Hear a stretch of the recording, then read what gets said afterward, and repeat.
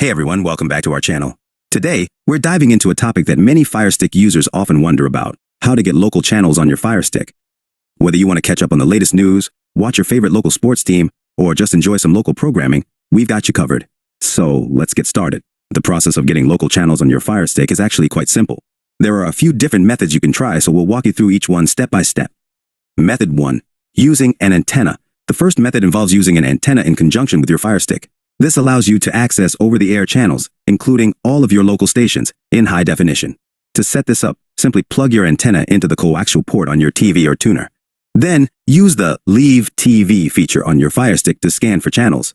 Once the scan is complete, you'll be able to access all of your local channels directly through the FireStick interface.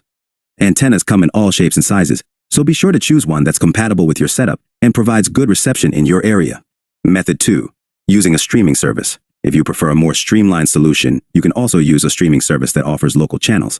Many popular services like Hulu Leave TV, YouTube TV, and Sling TV include local channels in their channel lineups. To set this up, simply download the streaming service app of your choice from the FireStick App Store.